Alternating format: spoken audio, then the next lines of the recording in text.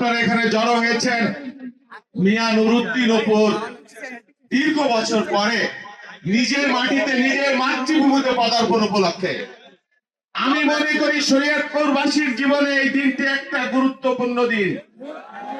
এই নুরুদ্দিন অপু আকাশ থেকে ভেসে আসে নাই, এই নুরুদ্দিন অপু মাটি ফুঁড়ে আসে নাই, এই নুরুদ্দিন অপু লড়াই সংগ্রামের মধ্য দিয়ে জীবন বাজি রেখে বারবার মৃত্যুর হাত থেকে ফিরেছে। আজকে আপনাদের সন্তান আপনাদের মাঝে ফিরে এসেছে। মিয়া নুরুদ্দিন অপু পারত দীর্ঘ বছর জেল না কাটতে, সে চাইলে তার উপর রক্ত ঝরত না, কিন্তু দলের প্রশ্নে, দেশের প্রশ্নে, তারেক রহমানের প্রশ্নে তার উপর এত অত্যাচার করার পরেও একটি শব্দ বিএনপির বিরুদ্ধে, তারেক রহমানের বিরুদ্ধে তার কাছ থেকে আদায় করতে পারে নাই। আপনারা তাকে ফিরে পেয়েছেন। আমাদের সেলিম ভাই যেটা বলেছে যে আপনারা ভাগ্যবান, আপনাদের একজন নুরুদ্দিন অপু আছে।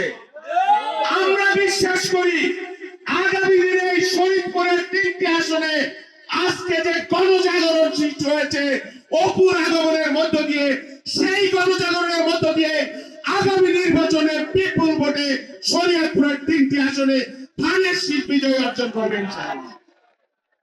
প্রিয় বন্ধুরা, আমরা আসলাম যে পথ দিয়ে 17 বছরে আওয়ামী লীগ ক্ষমতায়, কিন্তু শরীয়তপুরের মানুষের ভাগ্যের কোনো পরিবর্তন হয় না। আমি আপনাদের কথা দিচ্ছি আগামীতে আপনাদের ভোটে বিএনপি যদি ক্ষমতায় যাইতে পারে, তারেক রহমান ইনশাআল্লাহ প্রধানমন্ত্রী হবে এবং মিয়া নুরুদ্দিন অপুর নেতৃত্বে এই শরীয়তপুরে উন্নয়নের বন্যা হবে ইনশাআল্লাহ।